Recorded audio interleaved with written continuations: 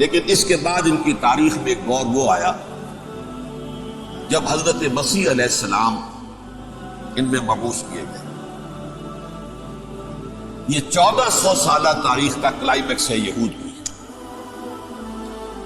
جب کتاب انہیں دی گئی تھی تورات حضرت موسیٰ کے ذریعے، وہ 1400 قبل مسیح کا واقعہ ہے. اس وقت سے لے کر اللہ کا وہ فضل ان پر ہوا کہ کوئی ایک لمحہ ایسا نہیں آیا 1400 برس میں کہ ان کے ہاں کوئی نہ کوئی نبی موجود ہے. یہ تار ٹوٹا ہی نہیں. 2 سے شروع ہوا، موسیٰ ہارون علیہ السلام، اور 1400 برس کے بعد پھر آخری 2 ہیں، عیسیٰ اور یحییٰ علیہ السلام. یوں سمجھ لیجیے. اور اس کے درمیان یہ تار ہے، اور اس تار میں کوئی ایک لمحہ ایسا نہیں آیا کہ کوئی نبی موجود. اس میں اتار چڑھاؤ بہت سے آئے، اس کا وہ میرا موضوع نہیں ہے. اس وقت قبل مسیح کی تاریخ جو ہے وہ میرا موضوع نہیں ہے. قرآن مجید میں سورہ بنی اسرائیل کے پہلے رکوع میں اس کا تذکرہ موجود ہے. وَقَضَيْنَا إِلَىٰ بَنِي إِسْرَائِيلَ فِي الْكِتَابِ لَتُفْسِدُنَّ فِي الْأَرْضِ مَرَّتَيْنِ وَلَتَعْلُنَّ عُلُوًّا كَبِيرًا. 2 مرتبہ ان پر عذاب کے کوڑے برسے.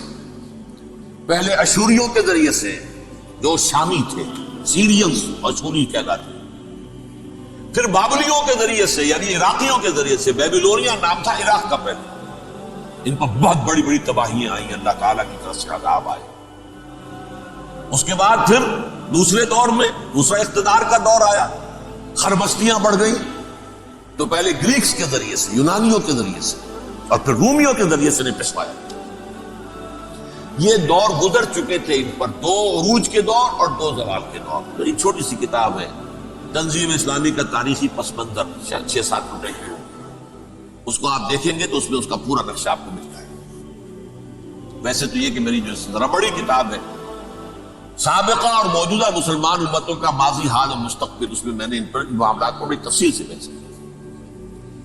بہرحال یہ جو دور تھا ان کا 1400 سالہ، وہ اونچ نیچ سے ہوتا ہوا جب آیا ہے حضرت مسیح کی بعثت پر، تو ان کی شرارت کی انتہا یہ ہو گئی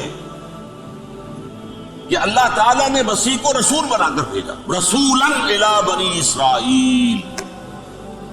حضرت موسیٰ اور حضرت عیسیٰ کے درمیان رسول کوئی نہیں ہے، سب نبی ہیں. حضرت موسیٰ رسول تھے اور حضرت عیسیٰ رسول. درمیان میں داؤد ہو، سلیمان ہو، یشعیاء ہو، زکریا ہو، یہ سب نبی ہے. یحییٰ نبی ہے، رسول نہیں. لہذا وہ شہید کر دیے گئے. رسول شہید نہیں ہو سکتا، قتل نہیں ہو سکتا. لیکن عیسیٰ اور موسیٰ کے درمیان 1400 برس ان کے جو ہیں، اس کا کلائمیکس ہے حضرت مسیح علیہ السلام کی بعثت.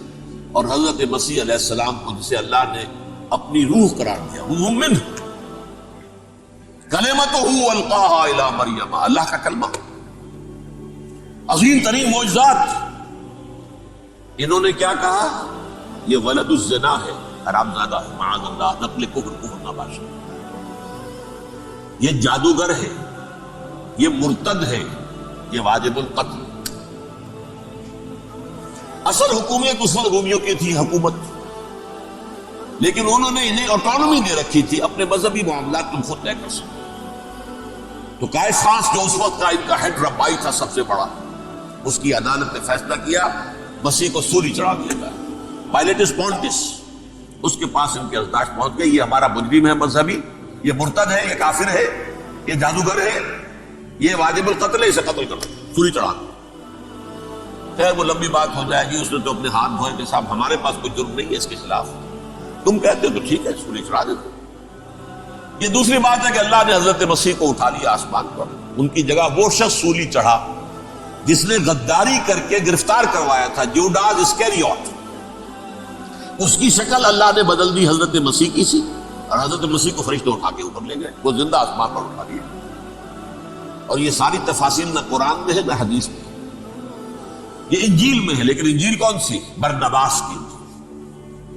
Gospel of the Lord according to Saint Barnabas. یہ حواریین مسیح میں سے تھے، لیکن عیسائی ان کو تسلیم نہیں کرتے، ان کی بائبل کو صحیح نہیں مانتے، کینونیکل نہیں مانتے. 100 انجیلیں تھیں، 104 تھیں، جن میں سے 4 چنی ہیں انہوں نے. یہ متی اور جان اور مرکس مارکس، یہ ہے تو یہ 4 انجیلیں ہیں، انہوں نے تسلیم کی کہ یہ کینونیکلز ہیں، یہ تو ہے حقیقی، باقی جو ہے 100 اس کو وہ تسلیم نہیں۔ ان میں سے ایک ہے یہ برناباس، اس میں یہ تفصیل ہے کہ اللہ تعالیٰ نے اس شخص کی، یوڈاس کی، یوڈاس اس کو انگریزی میں کہتے ہیں، اس کی شکل بدل دی حضرت مسیح کی سی، وہ گرفتار ہوا، وہ سولی تھا، وہ غدار تھا، غداری کی سزا اسے ملنی تھی، اٹھ گئی۔ حضرت مسیح کو فرشتے 4 اٹھ رہے ہیں، جس کوٹڑی میں حضرت مسیح مقیم تھے، ایک باغ کے اندر روپوش تھے، اس کی چھت پھٹی ہے، 4 فرشتے آئے ہیں، حضرت مسیح کو اٹھا کر لے گئے ہیں، چھت برابر ہو گئی ہے، اس کے بعد وہ شخص پکڑا گیا۔ بہرحال حضرت مسیح کو اللہ نے اٹھا لیا آسمان۔ لیکن وہ دن ہے کہ اس قوم کو اب مغضوب علیہم قرار دے دیا۔ نوٹ کر دیجئے، اصل میں تو ہونا یہ چاہیے تھا کہ رسول کی جان کے در پہ جب کوئی امت ہو جاتی تھی تو اللہ کا قاعدہ یہ تھا کہ اس امت کو نسیہ منسیہ کر دیا جائے۔ حضرت نوح کی قوم کو ختم کیا یا نہیں؟ حضرت ہود کی نگاہوں کے سامنے قوم عاد برباد کی گئی یا نہیں؟ حضرت صالح کی نگاہوں کے سامنے قوم سمود برباد ہوئی؟ یہ اللہ کا قاعدہ رہا۔ سدوم اور عمورہ کی بستیاں حضرت لوط علیہ السلام جہاں بھیجے گئے، مدین کا علاقہ جہاں حضرت شعیب بھیجے گئے، آل فرعون جن کی طرف موسیٰ کو بھیجا گیا، سب ہلاک کر دیے، کیونکہ رسولوں کے بارے میں اللہ کا، نبیوں کے بارے میں یہ بات نہیں ہے۔ نبی آیا، اس نے دعوت دی، جس نے مان لیا اچھا کیا، اپنے لیے اچھا کیا، نہیں مانا اس کی اپنی جو ہے آپ برباد ہو گئی، دنیا میں کوئی فیصلہ اس کا نہیں۔ لیکن رسولوں کا معاملہ یہ ہوتا ہے کہ دنیا میں وہ اللہ کی عدالت بن کر آتے ہیں، مانو گے تو بچو گے، نہیں مانو گے ہلاک۔ تو اس اعتبار سے وہ مستحق تو ہو چکے تھے اس کے کہ انہیں ہلاک کر دیا جائے۔ اب اللہ کی کوئی خصوصی مشیت ہے، اس میں کیا حکمت ہے، وہ ہے ایک حکمت، میں بعد میں اگر وقت ہوا تو بتاؤں گا۔ فیصلہ یہ کیا اللہ نے کہ حضرت مسیح کو تو اٹھا لیا زندہ، اور ان کی رسی ابھی مزید دراز کر دی، کہ ان کو ابھی مہلت دے دی کہ تمہیں آخری استیصال، جس کو عذاب اکبر کہتا ہے قرآن، سورہ سجدہ جو حضور ہر جمعے کی پہلی رکعت میں فجر میں پڑھتے تھے، وَلَنُذِيقَنَّهُم مِّنَ الْعَذَابِ الْأَدْنَىٰ دُونَ الْعَذَابِ الْأَكْبَرِ لَعَلَّهُمْ يَرْجِعُونَ۔ چھوٹے چھوٹے عذاب اور ایک بڑا عذاب، جبکہ قوم بالکل برباد، نسیم منسیہ، کأن لم یغنوا فیہا، ایسے ہو جائے جیسے کوئی تھے ہی نہیں آباد یہاں، لا یرا الا مساکنہم، اب ان کے مسکن نظر آتے، مکین نظر نہیں آتے۔ یہ عذاب اکبر جو ہے وہ ان پر نہیں آیا، حالانکہ وہ مستحق ہو گئے تھے اس وقت۔ اس کو یوں سمجھیے کہ کسی شخص کو پھانسی کا حکم تو ہو جائے، ایگزیکیوشن بھی ہوتا ہے، کئی سال گزر جاتے ہیں پڑے ہوئے، اور معاملات جو ہیں وہ چلتے رہتے ہیں۔ یہ معاملہ ہوا اس کے ساتھ، ورنہ یہ مستحق ہو چکے تھے آخری بربادی، تباہی کے، عذاب استیصال، جڑ سے کاٹ دینے والا عذاب۔ وہ آ سکتا تھا ان پر اسی وقت، لیکن اللہ نے ان کو مہلت دراز کی۔ لیکن اس کے بعد اللہ نے ان کو ایک اور موقع دیا، 600 برس بعد حضرت مسیح کے محمد الرسول اللہ صلی اللہ علیہ وسلم کی بیعت۔ اور یہ میں سمجھتا ہوں کہ اس قوم پر اللہ کا اتنا بڑا فضل تھا، اتنا بڑا فضل تھا، اتنا بڑا فضل تھا۔ اب پھر ایک موقع دیا، عسیٰ ربکم ان یرحمکم وان عدتم عدنا۔ دیکھو اب بھی تمہیں ہم ایک موقع دے رہے، تمہارا رب تمہارے اوپر اب بھی فضل کرنے کو تیار ہے، رحم فرمانے کو تیار ہے۔ ان ھذا القرآن یہدی للتی ہی اقوم، اس قرآن کے سائے میں آ جاؤ، یہ شاہدرا ہے ہدایت میں آنے کا، اس میں داخل ہو جاؤ، محمد کی تصدیق کرو صلی اللہ علیہ وسلم، دامن محمدی میں آ جاؤ، اب بھی ہم تمہارے گناہ بخش دیں۔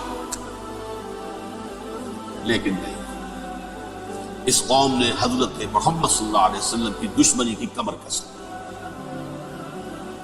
اور اب یوں سمجھیے اس تاریخ سے لے کر آج تک یہ گٹھ جوڑ ہے۔ ظاہر بات ہے کہ ابلیس کا بھی اصل دشمن اب کون ہے، یا ہدف کون ہے، ٹارگٹ کون ہے؟ جنہوں نے محمد کو نہیں مانا صلی اللہ، وہ تو ہے ہی جہنمی، ان پر کوئی اور محنت کرنے کی ضرورت کیا ہے؟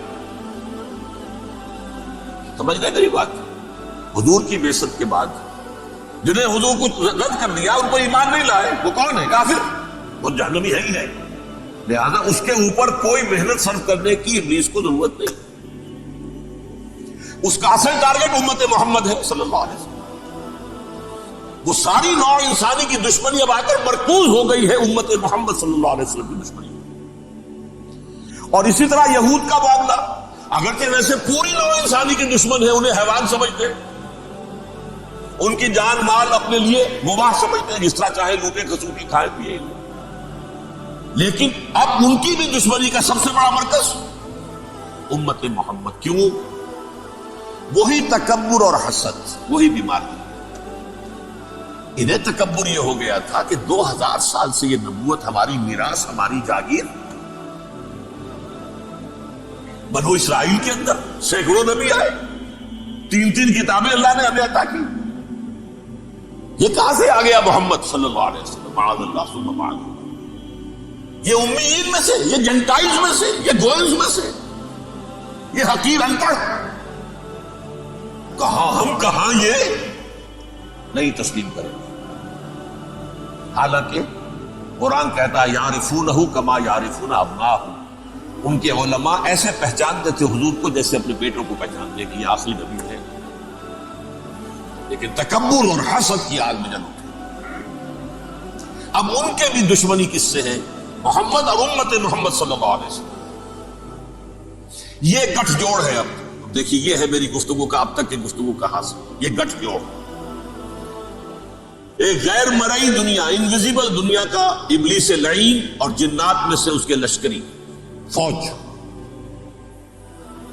انسانوں میں سے ویسے تو اور بھی بہت جگہ اس کے ایجنٹ ہے، مسلمانوں میں بھی ہے، لیکن بحیثیت قوم، بحیثیت مجموعی، ایک پوری قوم، ایک پوری نسل جو ہے اس کے ساتھ گٹھ جوڑ ہے. ان دونوں کی گٹھ جوڑی کے ساتھ یہ دشمن دون ہے انسانیت کے. پہلا دشمن ابلیس لعین، عزازیل لعین، اور دوسرے دشمن یہودی ملعون.